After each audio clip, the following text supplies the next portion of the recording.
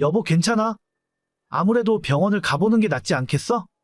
안 그래도 손목이 점점 퉁퉁 붓는 것 같아. 이따 점심시간에 회사 근처 병원 다녀올까 하고. 아니, 어떻게 넘어져도 그렇게 넘어지냐. 요즘 비가 많이 와서 지하주차장 바닥이 미끄럽더라. 차라리 그냥 넘어졌으면 나았을 텐데 손 짚는 바람에 다친 것 같아. 오전에 일하는데 손목이 아파서 힘들었어. 그래도 조금 지나면 괜찮아질 줄 알았는데 점점 더 많이 붓네. 어쩌지? 일단 점심시간에 바로 병원 갔다 와봐. 그럴 리는 없겠지만 뼈에 금이라도 갔으면 그거 엄청 오래가? 만지면 아프긴 한데 그런 건 아니겠지 뭐. 아, 진짜 연휴 하루 앞두고 이게 무슨 봉변이야. 하필이면 오른손이라서 일할 때도 정말 불편하고 짜증나. 내가 바닥 미끄럽다고 미리 이야기했어야 하는데. 일단 다른 건 생각하지 말고 병원 가서 치료 먼저 받아. 알겠어. 점점 더 아프다. 진짜 부러진 거면 어떡하지? 아닐 거야. 당신 가벼워서 부러질 일까진 아니었어. 아, 진짜 왜 하필 연휴 앞두고. 요즘 병원에 가면 진료받는 것도 힘들다더라. 연휴에는 문도 닫을 거고 오늘 꼭 가서 치료받아. 알겠어. 이따 점심시간에 갔다 올게. 추석 연휴를 하루 앞두고 저는 아파트 지하주차장에 있는 물길을 밟고 넘어졌어요. 전날에 비가 조금 오기도 했고 요즘 날씨가 너무 덥고 습하다 보니 지하 2층, 3층 주차장에 있는 물기가 잘 마르지 않더라고요. 미끄러운 바닥에 물길을 밟고 넘어지면서 저도 모르게 반사적으로 오른손을 땅에 짚었는데 손목에 찌릿하는 통증이 느껴졌습니다. 아차 싶었지만 이미 상황은 벌어진 일이고 아침 출근 시간이 급해서 일단 차를 운전해 회사까지 오게 됐죠. 그런데 사무실에서 일을 하는 동안 계속 손목이 점점 더 아파오고 나중에는 퉁퉁 부어서 손등까지 빵빵해지더라고요. 이거 보통 일이 아니다 싶어 점심시간에 근처 병원으로 달려갔는데 운이 없게도 손목에 실금이 살짝 갔고 인대가 늘어났다고 하는 겁니다. 전체 깁스를 할 정도까진 아니지만 반깁스를 권유받아 오른쪽 손목에 깁스와 보호대를 차게 되었어요. 남편에게 사진을 찍어 보냈더니 이번 추석 연휴에 시댁에 내려가지 말고 그냥 집에서 푹 쉬고 움직이지 말라 하더군요. 시댁에 내려가면 어른들 눈치 때문에 제대로 쉬지도 못하고 허드렛 일 시킬 것이 뻔하니 자기 혼자 갔다 온다며 저는 집에서 쉬라고 말했습니다. 4년 전에 남편과 결혼한 이후로 항상 명절이 되면 최소 전날에 시댁에 내려가서 어머님이랑 음식 준비를 해왔어요. 시댁 다른 친척분들도 오시기도 하고 제가 내려가서 성하지 않은 팔로 돌아다녀봤자 괜히 방해만 되고 저는 연휴 끝나면 또 출근을 해서 일을 해야 하는데 하루라도 빨리 팔이 낫길 바라는 마음에 남편이 하라는 대로 따르기로 했죠. 저는 이게 맞다고 생각했는데 어머님은 그게 아니셨나 봐요. 정훈이한테 얘기 들었다. 너 팔에 깁스했다면서? 네, 아침에 잘못 넘어지는 바람에 팔에 살짝 실금이 갔대요. 아파트 지하주차장에 물기가 너무 많아서 미끄러졌어요. 아니, 뭘 어떻게 넘어졌길래 팔을 그렇게 다쳐? 아무리 넘어진다고 해도 그게 그렇게 될 리가 있나? 너 깁스한 거 사진 좀 찍어서 보내봐라. 사진이요? 어머님 혹시 제가 거짓말하고 있다고 생각하시는 거예요? 좀 시기가 그렇잖아. 너 추석에 내려오기 싫으니까 괜히 그러는 거 아닌가 싶네. 내가 괜한 의심을 안 하려고 했는데 생각할수록 조금 이상해서. 너 진짜 안 아픈데 아픈 척 하는 거 아니야? 어머님, 그동안 제가 어떤 이미지였길래 다쳐서 아프다고 하는데도 못 믿으실 수가 있으세요? 아무려면 전 붙이는 게 싫어서 꾀병 부리고 안 내려간다고 했을까봐 그러세요. 아니, 나는 너를 의심할 생각은 없어. 근데 찜찜한 의문을 계속 남겨놓을 필요는 없잖아. 이번에 너가 다쳐서 못 내려온다고 하니까 너희 시아버지도 괜히 일하기 싫으니까 아프다고 핑계대는 거 아니냐고 하시잖아. 집안 어른들이 봐도 좀 이상한데 남들 눈에는 어떻게 보이겠니? 제가 다쳐서 아프다는데 남들 눈이 무슨 상관인지 모르겠어요. 그러면 그냥 내려갈게요. 왼쪽 손은 멀쩡하니까 내려가서 이 손으로 할 수 있는 만큼 일을 하면 될 거 아니에요. 진짜 제가 왜 이런 말까지 들어야 하는지 모르겠어요. 팔도 아프다면서 내려와봤자 일이나 제대로 할 수 있겠어? 진짜로 아픈 건 맞지? 제가 학교 다닐 때도 꾀병 한번 부려본 적 없어요.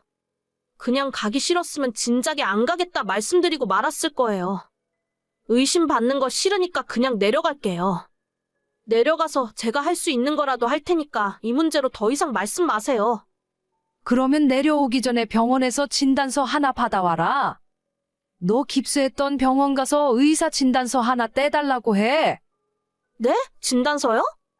보험 접수할 것도 아니고 그건 왜요? 깁스만 하고 오면 아픈지 안 아픈지 우리가 어떻게 알아? 내가 의사도 아니고. 너가 팔에 붕대만 감고 와도 우리는 모르잖아. 제가 아프지도 않은데 팔에 깁스까지 했을까봐 이러시는 거예요? 그래서 지금 저한테 진단서까지 떼오라고요? 꼭 내가 의심해서 그런다는 게 아니라 너희 작은아버지도 그렇고 명절에 친척들이 많이 모이잖아. 집안의 며느리라고는 너 하나밖에 없는데 너가 팔에 깁스하고 일 못하겠다 하고 있으면 어른들 보는 눈이 안 좋잖니. 그러니까 확실하게 하자는 거야, 확실하게. 내 말이 무슨 말인지 이해하지? 아니요, 저는 전혀 이해 못하겠는데요. 제가 넘어져서 다친 것도 아프고 속상하고 짜증나는데 왜 이런 의심까지 받아가며 해명을 해야 하는지 모르겠어요. 투명하게 하는 게 너도 좋잖아. 나도 우리 며느리가 어른들 눈에 꾀병이나 부리는 그런 사람으로 보이는 게 싫어서 그런 거야. 확실하게 진단서 떼오면 괜히 의심하는 사람들도 없어지겠지. 대체 그 의심하는 사람이 누군데요? 제가 볼 때는 어머님이 지금 저를 의심하고 계시는 것 같아요. 세상에 며느리 넘어져서 다쳤다고 하는데 사진 찍어보내라고 하시질 않나, 진단서 떼오라고 하질 않나. 가족끼리 서로 이러는 게 맞아요? 나는 너가 하는 말을 믿는다니까? 근데 믿는 도끼에 발등 찍힌다는 말도 있잖아. 왜? 진단서 떼는 건 조금 힘들 것 같아서 그래? 아니요, 그건 힘들 일이 아닌데. 저는 의심받는 상황 자체가 싫어요. 남편이랑 결혼하고 지금까지 매년 설날 추석마다 내려가서 당연하듯 전부치고 시키는 일 하면서 지냈었는데 올해부터는 안 갈게요. 그냥 저는 원래 없는 사람이라고 생각하세요. 뭐야? 너가 안 오면 어떻게 해? 역시 뭔가 찔려서 안 오는 게 맞지? 애초에 거짓말 했으니까 못 오는 거잖아. 깁스를 하긴 한 거 맞아? 사진도 안 보내고 진단서도 못 끊겠다 하고. 거짓말하다가 딱 걸린 상황 맞잖아? 네, 어머님 마음대로 생각하세요. 어차피 이렇게 된 와중에 그게 뭐가 중요하겠어요. 앞으로 명절 때 안 갈 거고 남편만 내려보낼게요. 힘들게 고생해봤자 이런 의심 받을 바엔 안 하고 욕먹는 게 낫겠네요. 너 그걸 말이라고 해? 너가 그러고도 며느리 노릇 제대로 했다고 말할 수 있어? 그러니까요. 며느리 노릇 잘 못하는 것 같고 적성에도 안 맞는 것 같아서 앞으로 안 하려고요. 지금처럼 아내 역할만 잘하면서 살 겁니다. 어머님 추석 잘 보내시고 앞으로 언제 또 뵐지는 모르겠네요. 건강하세요. 야, 너 진짜 이럴 거야? 저보고 글쎄 진단서를 떼오라지 뭡니까? 며느리 다쳤다고 하면 먼저 푹 쉬고 몸조리 잘하라고 하지는 못할 망정.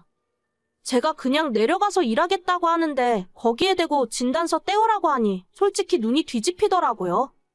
진짜 성질대로 했으면 시댁이고 뭐고 쌍욕을 한번 퍼부어주고 싶었지만 남편 생각해서 그것까진 참았어요. 그래서 이번 추석 연휴는 남편 혼자 내려보냈고 저는 모처럼 친정에서 부모님과 빈둥거리며 특선 영화 보고 맛있는 음식 먹으며 보내고 있습니다. 저희 친정은 원래 차례 같은 거 안 지내거든요. 시댁도 그렇게까지 명절 준비하기 싫어서 며느리 꾀병 부리냐고 의심까지 할 정도면 이참에 그딴 거지 같은 풍습은 없애버리는 게 낫지 않을까 싶네요.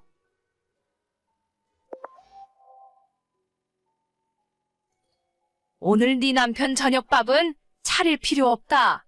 우리 집에서 같이 한우 먹기로 했거든. 아까 낮에 마트 갔더니 한우가 세일하더라. 아, 네. 맛있게 드세요. 너도 와서 같이 먹고 싶니? 아니에요. 그냥 남편이랑 어머님, 아버님 많이 드세요. 그래, 너 오라고 한 이야기는 아니었으니까. 너는 집에서 대충 챙겨 먹어. 괜히 이상한 거 배달시켜 먹으면서 돈 쓰지 말고 집밥 먹어, 집밥. 네, 제가 알아서 잘 챙겨 먹을게요. 고기 맛있게 드세요. 으이고, 어쩌면 애가 저렇게 애교도 없고 싹싹한 맛이 없을까? 3년 전에 결혼했는데 시모는 처음부터 저를 별로 안 좋아하셨어요. 제가 애교도 없고 약간 무뚝뚝한 성격이라는 것이 그 이유였는데 원래부터 생겨먹은 제 성격이 이런 걸 어쩌겠습니까? 다른 집 며느리들은 얼마나 시모한테 잘하는지 아냐면서 평소에 안부 연락도 자주 하고 제가 살갑게 다가오길 바라셨죠. 하지만 안 되는 걸 어떻게 할 수도 없는 일이고 사실 시모한테 이쁨 받으려고 결혼한 것도 아니잖아요. 남편이랑 별 문제 없이 지내면서 제 할 일 열심히 하고 있는데 굳이 시모한테까지 애교 부리고 마음에도 없는 소리를 할 이유가 없다고 생각했어요. 그렇게 3년이라는 시간을 시모 말을 무시하며 보냈더니 이제는 아예 저를 대놓고 왕따시키면서 사람 취급도 안 해주시더라고요. 저도 별로 시부모나 하나 있는 신우와 잘 지낼 생각도 별로 없었기 때문에 뭐라고 하던 말던 신경 쓰지 않고 살았는데 최근에는 남편마저 시댁 식구들과 더 자주 어울리고 지내면서 정말 제 마음에 안 들었습니다. 언제 한번 크게 싸울 날이 올 것 같다고 생각했는데 그때마다 시어머니가 옆에서 저희 싸움을 부추기고 이간질 시키는 것도 알고 있었어요. 오늘 저녁에 어머님 댁에서 고기 먹어? 아까 밥 먹으러 오라고 연락하시더라. 당신도 같이 갈래? 고기 많이 사오셨다고 하던데? 내가 어머님 댁에 뭐하러 가? 집에서 저녁 안 먹을 거면 나한테 미리 연락은 해줬어야지. 왜 어머님한테 내가 이런 전화 받게 만들어? 미안해. 당신한테 내가 연락해준다는 거 깜빡했어. 그래도 어차피 당신은 우리 집에 안 갈 거니까 상관없잖아. 내가 어머님 댁에 가고 말고가 뭐가 중요해? 당신 저녁까지 내가 준비해야 할지 말지는 미리 말해줘야 하는 거 아니야? 그런 식으로 할 거면 앞으로 시댁에서 식사 해결하고 와. 에휴, 아무튼 알겠어. 이따 집에서 다시 이야기해. 신혼 초에는 그래도 제 편 들어주고 시어머니가 못 살게 굴려고 할 때마다 항상 앞에서 든든한 방패처럼 저를 막아주었어요. 제가 시어머니한테 절대 먼저 싸움을 거는 성격도 아니고 웬만한 일에는 뭐라고 하던지 말던지 그냥 조용히 참고 넘어가는 편이지만 시모 성격이 그 꼴을 못 봅니다. 어떻게든 제 속을 한 번 더 긁어놔야 직성이 풀리는 사람이라서 얼굴 볼 때마다 사람을 불편하게 만들고 남편과 저를 중간에서 이간질을 계속시켜요. 처음엔 그런 시모한테 하지 말라고 그만하라 이야기했던 남편도 시간이 점점 지나면서 세뇌되어 버렸는지 작년 말부터 시모와 똑같은 소리를 하고 있습니다. 아직 부부 사이에 아이도 없고 앞으로 이 사람과 아이 낳을 생각도 없기 때문에 차라리 이쯤에서 빠르게 이혼하는 것이 낫겠다는 생각까지 하고 있었어요. 안 그래도 시모 때문에 짜증나는데 남편이 하는 짓까지 밉상이니 아예 그 집안 식구들 전체가 싫어지더라고요. 요즘 이혼 한 번 하는 것이 엄청 큰 흠도 아닌데 제 나이 아직 30대 초반이고 직장 생활하며 혼자 먹고 살 능력 충분히 되는데 굳이 이런 취급받으며 결혼 생활을 더 이어나갈 이유가 없다고 생각하던 참이었습니다. 그런데 이 와중에 남편을 포함한 온 집안 식구가 저만 빼고 제주도로 여름 휴가를 간다고 하더라고요. 게다가 그 이야기를 또다시 남편이 아닌 시모한테 처음으로 듣게 되었습니다. 너는 여름 휴가가 언제냐? 뭐 할지 계획은 세웠어? 저랑 남편이랑 똑같이 8월 둘째 주부터 휴가 쓰기로 했어요. 어디 갈지는 아직 못 정했는데 그냥 가까운 곳이라도 가야죠. 엥? 내 아들은 너랑 같이 휴가 못 보내. 8월 휴가 때 우리랑 같이 제주도 여행 가기로 했는데. 저한테는 그런 말 없었는데요. 어머님이 잘못 알고 계신 거 아니에요? 무슨 소리야? 우리는 벌써 저번 주에 비행기랑 호텔까지 예약 다 해놨어. 내 아들이 너한테 미안해서 얘기 안 했나 보다. 어차피 너는 우리 가족 여행에 같이 갈 생각도 없을 거 아니냐? 그거야 그렇지만 아무튼 혹시나 해서 연락한 거야. 휴가 계획 아직 없으면 빨리 생각해 놓으라고. 그전까지는 시모 때문에 스트레스를 받았지만 상황이 이 정도까지 되어버리니까 이젠 남편이 더 문제인 것 같더라고요. 지금까지 매년 여름 휴가를 함께 보냈었고 멀리 해외여행을 못 나가더라도 집 근처에서나 가까운 곳 놀러가서 부부끼리 시간을 보냈었는데 어떻게 시댁 식구들끼리 가족여행 계획을 잡고 저한테는 상의 한마디 없었는지 모르겠어요. 너무 화가 나서 남편에게 바로 따져 물었더니 또다시 시모와 똑같은 소리를 하고 있었습니다.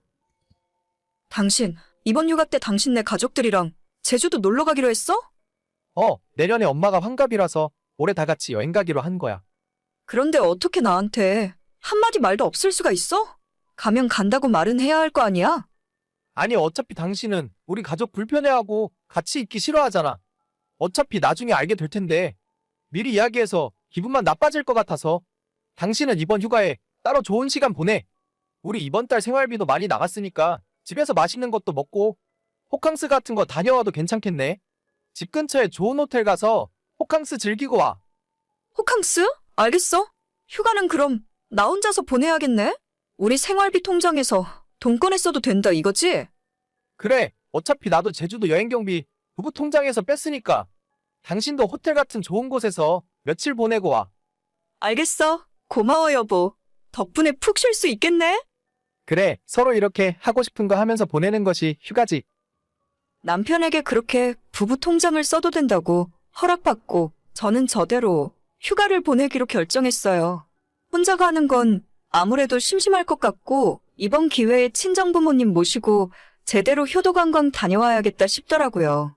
그렇게 3명분 패키지 여행을 예약을 해놨더니 다음날 남편이 뒤늦게 통장을 확인했는지 깜짝 놀라서 호들갑을 떨더라고요. 뭐야? 당신 대체 어디에 무슨 돈을 그렇게 많이 쓴 거야? 뭐 하느라 하루아침에 700만 원을 써?